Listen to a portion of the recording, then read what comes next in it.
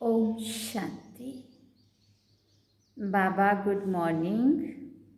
आज 1 अप्रैल 2021। आज बाबा के महावाक्य हैं। मीठे बच्चे, तुम ईश्वरीय सैल्वेशन आर्मी हो। तुम्हें सबको सद्गति देनी है। सबकी प्रीत एक बाप से जुटानी है। बाबा ने प्रश्न पूछा, मनुष्य अपना अकल किस बात में लगाते हैं और तुम्हें अपना अकल कहाँ लगाना है? तो बाबा ने उत्तर में कहा, मनुष्य तो अपना अकल आकाश और सृष्टि का अंत पाने में लगा रहे हैं, लेकिन इससे कोई फायदा नहीं है। इसका अंत तो मिल नहीं सकता। तुम बच्चे अपना अकल लगाते हो पूज्य बनने में। दिल दिमाग देखो वो कहाँ लगा रहे हैं, और बाबा कहते तुम्हारा कहाँ लगा हुआ है? पूज्य बनने में। उन्हें दुनिया नहीं पूजेगी, तुम बच्चे तो पूज्य देवता बनते हो। और गीत हम सब ने सुना, तुम्हें पाके हमने जहाँ पा लिया, जमी तो जमी आसमां पा लिया। ओम शांति। बच्चे समझ गए हैं ये है ज्ञान मार्ग, वो है भक्ति मार्ग। अब प्रश्न उठता है कि भक्ति मार्ग अच्छा व ज्ञान मार्ग अच्छा? दो चीज़ हुई ना। कहा जाता है ज्ञान से सद्गति होती है। ज़रूर कहेंगे भक्ति और ज्ञान दोनों अलग अलग हैं। मनुष्य समझते हैं कि भक्ति करने से ज्ञान मिलेगा तब सद्गति होगी। भक्ति के बीच में ज्ञान आ नहीं सकता। भक्ति सबके लिए है, ज्ञान भी सबके लिए है। इस समय भी है, कलयुग का अंत तो ज़रूर सबकी दुर्गति होगी। इसलिए पुकारते भी हैं और गाते भी हैं कि और संग तोड़ अब तुम संग जोड़ें। वो कौन है, किसके साथ जोड़ेंगे, ये तो समझते नहीं है। अक्सर करके बुद्धि श्री कृष्ण की तरफ जाती है। हम सच्ची प्रीत तुम संग जोड़ें।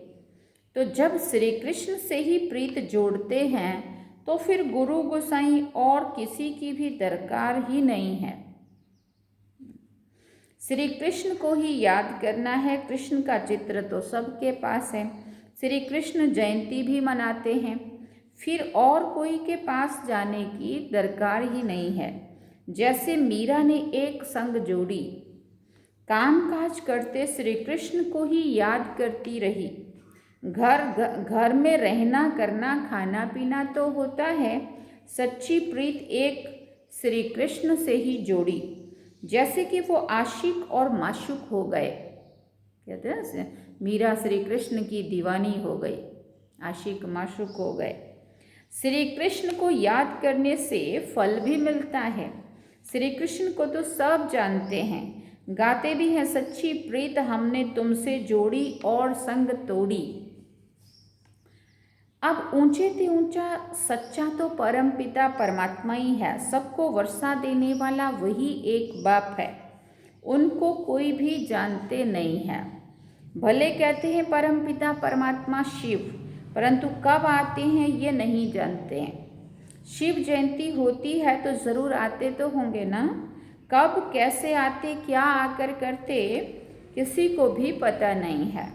कोई भी मनुष्य मात्र नहीं जानते कि सर्व की सद्गति करते हैं, परंतु कैसे करते हैं, सद्गति का अर्थ क्या है, कुछ भी समझते नहीं है।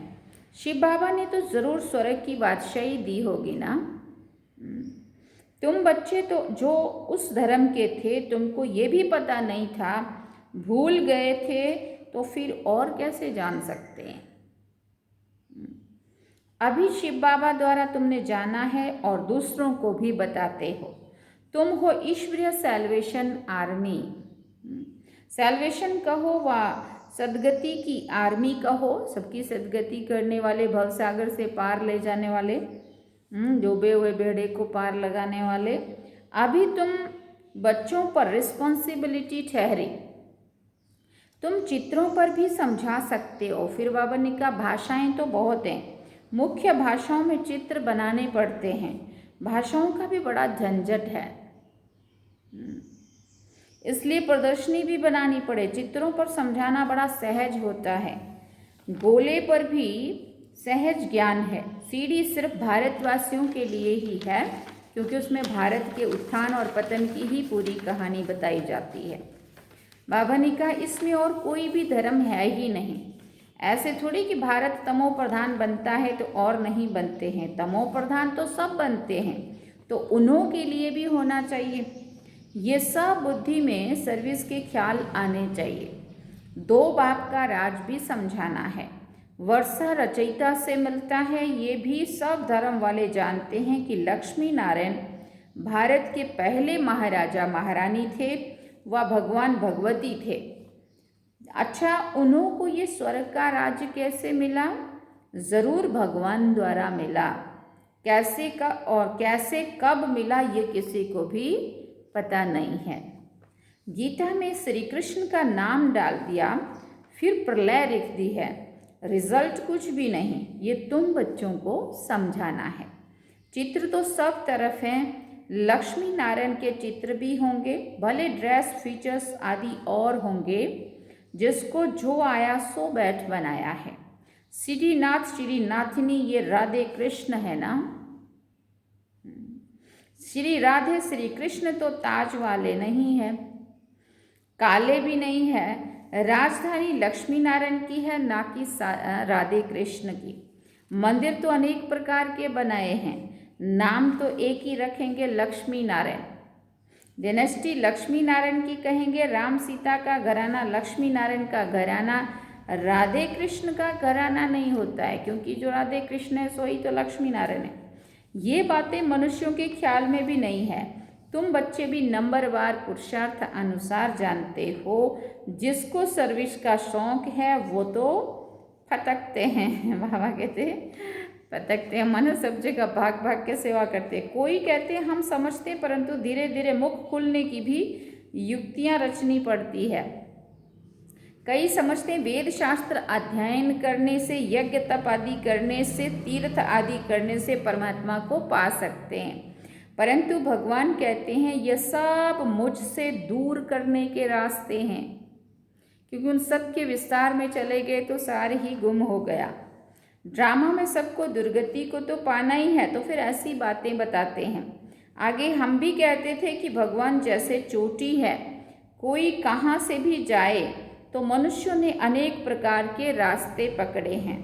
भक्ति मार्ग के रास्ते पकड़ पकड़ कर जब थक जाते हैं, तब फिर भगवान को ही पुकारते हैं कि हे पतित पावन, आकर पावन बनाने का रास्ता बताओ। पावन बनने का रास्ता बताओ। अगर बिगर पावन, आप बिगर पावन हो नहीं सकते हैं, थक गए हैं। भक्ति दिन प्रतिदिन पूरा थकाएगी। अभी तो मेले आदि पर देखो लाखों जाकर इकट्ठे होते हैं। कितनी भीड़ भाड़, अपने को तो देख के घबराहट हो जाए। कितनी गंदगी होती है। अब तो अंत है, दुनिया को बदलना है।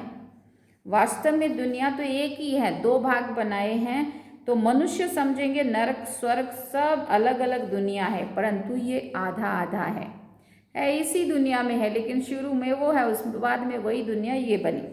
ऊपर में सतयुग, फिर त्रेता, द्वापर, कलयुग। कलयुग में तमो प्रधान बनना ही है, सृष्टि पुरानी होती है। इन बातों को और कोई भी समझते नहीं है, मूंझे हुए हैं। कोई श्री कृष्ण को भगवान तो कोई राम को भगवान कह देते हैं। आजकल तो मनुष्य अपने को भगवान कह देते हैं। हम ईश्वर के अवतार हैं। देवताओं से भी मनुष्य तीखे हो गए हैं। देवताओं को फिर भी देवता ही कहेंगे।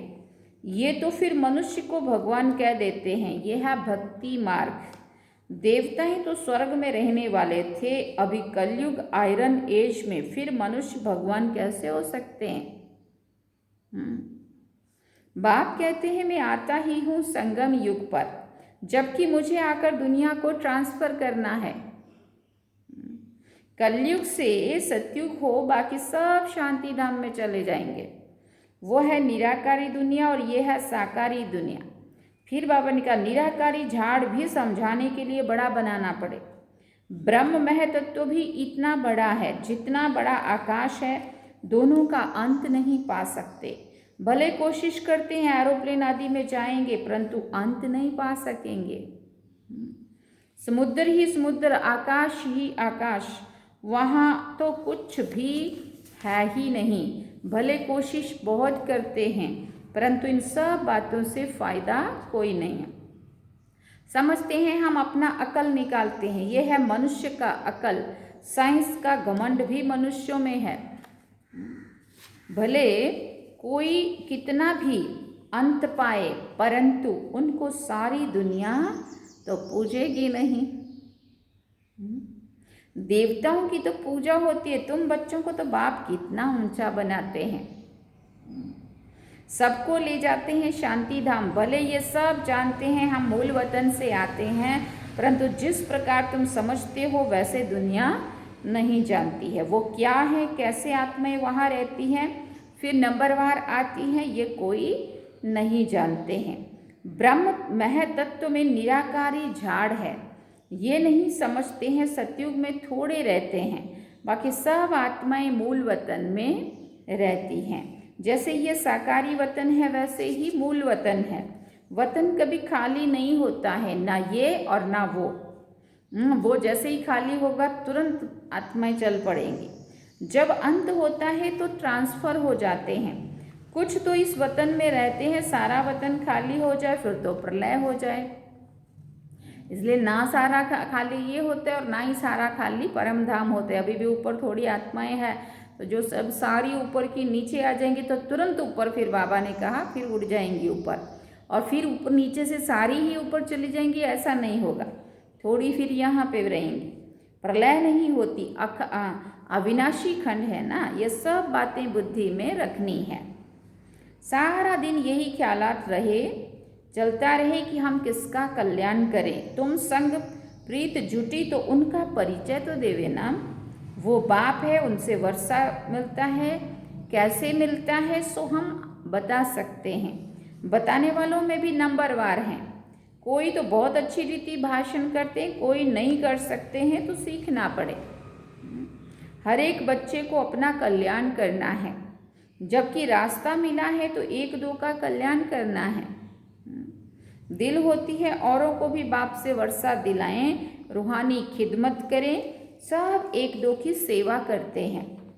बाप आकर रूहानी सेवा सिखाते हैं और कोई भी रूहानी सेवा नहीं जानते हैं। रूहानी बाप ही रूहों की सेवा करते हैं। जिस्मानी सेवा तो जन्म जन्मांतर बहुत की, अब अंतिम जन्म में रूहानी सेवा करनी है जो बाप ने सिखाई है। कल्याण इसमें है और कोई में कोई फायदा नहीं है। गृहस्थ व्यवहार में भी रहना है, तोड़ निभाना है। उनको भी यही समझाकर कल्याण करना है। प्रीत होगी तो कुछ सुनेंगे। कई तो डरते हैं कि पता नहीं हमको भी सन्यास ना करना पड़े। आजकल तो सन्यासी बहुत है ना। कफनी पहन दो कफनी पहनकर 2 अक्षर सुनाया, खाना तो मिल ही जाता है कहाँ ना कहाँ से। कोई दुकान पर जाएगा तो 2 पूरी दे देंगे, फिर दूसरे के पास जाएंगे, पेट पूजा हो जाती है। भीख मांगने वाले अनेक प्रकार के होते। इस बाप से तो एक ही प्रकार का वर्षा मिलता है, बेहद की बादशाही मिलती है। सदा निरोगी बनते हैं। साहूकार मुश्किल से उठते हैं। गरीबों का भी कल्याण करना चाहिए। बाबा प्रदर्शनियाँ बहुत बनवा रहे हैं, क्योंकि गावड़े बहुत हैं ना। मिनिस्टर आदि समझेंगे ये नॉलेज अच्छी है तो सब सुनने लग पड़ेंगे। हाँ, इसलिए बड़ों को समझाना पहले ज़रूरी होता है कि बड़ा एक भी अगर समझ गया ना तो उसके साथ जितने भी लोग जुड़े हुए हैं वो ये समझने लगेंगे ये वहाँ जा रहा है, इसका मतलब ज़रूर वहाँ कुछ है। तो उसके एक के आने से अनेकों की सेवा हो जाती है। कई बार लोग कहते हैं ना कि बड़ों को क्यों सुनाना। हाँ, बड़े तो सुनते ही नहीं हैं, परंतु ऐसा ज़रूरी नहीं है। किसी को भी अगर सुनाते रहेंगे, बुलाते रहेंगे तो कभी न कभी तो कोई तो जगेगा। और नहीं भी जगेगा तो उसको देख करके कि ये यहाँ जाता है तो उसका उद्धार हुआ कि नहीं हुआ, उसकी वजह से और दूसरों का कईयों का हो जाएगा। तो बाबा कहते हाँ आगे चलकर तुम्हारा नाम बाला होगा, फिर बहुत आएंगे। कट निकालने में टाइम तो लगता है ना, रात दिन कोई लग जाए तो शायद निकल पड़े। आत्मा प्योर हो जाएगी तो फिर ये शरीर भी छोड़ेगी। ये सब समझाने की बातें हैं, प्रदर्शनी में भी समझाना है। मुख्य है सारी भारत की बात। भारत का राइज हो जाता है तो सबका राइज हो जाता है। प्रोजेक्टर से भी प्रदर्शनी में जास्ती सर्विस हो सकती है। धीरे धीरे वृद्धि को पाते जाएंगे, दिन प्रतिदिन तुम्हारा नाम बाला होता जाएगा। ये भी लिखना चाहिए कि 5000 वर्ष पहले भी ऐसे हुआ था।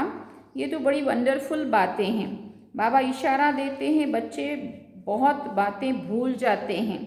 कुछ भी होता है तो कहेंगे आज से 5000 वर्ष पहले ऐसा हुआ था। बहुत क्लियर है, परंतु जब किसी की बुद्धि में ये बैठे, फिर बाबा कहते अखबार में भी डाल सकते हैं तो कुछ समझें तो सही। ज्ञान मार्ग में बड़ी फर्स्ट क्लास अवस्था चाहिए। ऐसी ऐसी बातों को याद कर हर्षित भी रहना होता है। प्रैक्टिस पड़ जाए तो फिर अवस्था बहुत खुश मिजाज हो जाती है। अच्छा, मीठे मीठे सिकिल दे बच्चों प्रति माता पिता बाप दादा का याद प्यार और गुड मॉर्निंग। रूहानी बाप की रूहानी बच्चों को नमस्ते। हम रूहानी बच्चों की रूहानी माता पिता बाप दादा को दिल व जान सिकवा प्रेम से याद प्यार गुड मॉर्निंग नमस्ते। थैंक्स बाप। अवधारणा के लिए मुख्य सार है। पहला पॉइंट, और सबसे बुद्धि की प्रीत तोड़ एक बाप से जोड़नी है और सबकी प्रीत एक बाप से जुड़ाने की सेवा करनी है। दूसरी बात, सच्चा सच्चा रूहानी खिदमतगार बनना है। अपना भी कल्याण करना है और दूसरों को भी रास्ता बताना है। अवस्था बहुत खुश मिजाज बनानी है। वरदान है, एक बाप की स्मृति से सच्चे सुहाग का अनुभव करने वाले भाग्यवान आत्मा भव। जो किसी भी आत्मा के बोल सुनते हुए नहीं सुनते, किसी अन्य आत्मा की स्मृति संकल्प व स्वप्न में भी नहीं लाते, अर्थात किसी भी देहधारी के झुकाव में नहीं आते, एक बाप दूसरा न कोई स्मृति में रहते हैं, उन्हें अविनाशी सुहाग का तिलक लग जाता है। ऐसे सच्चे सुहाग वाले ही भाग्यवान हैं। स्लोगन है, अपनी श्रेष्ठ स्थिति बनानी है तो अंतर्मुखी बन फिर बाह्यमुखता में आओ। अपनी श्रेष्ठ स्थिति बनानी है तो अंतर्मुखी बन फिर बाह्यमुखता में आओ। अच्छा, ओम शांति। ये थे बाबा के आज के महावाक्य। बाबा ने सार में कहा, मीठे बच्चे तुम ईश्वरीय सैल्वेशन आर्मी हो। तुम्हें सबको सद्गति देनी है, सबकी प्रीत एक बाप से जुटानी है। और गीत हम सब ने क्या सुना था, तुम्हें पाके हमने जहाँ पा लिया, ज़मी तो ज़मी आसमां पा लिया। तो फिर से हम वही गीत सुनेंगे, बाबा को याद करेंगे।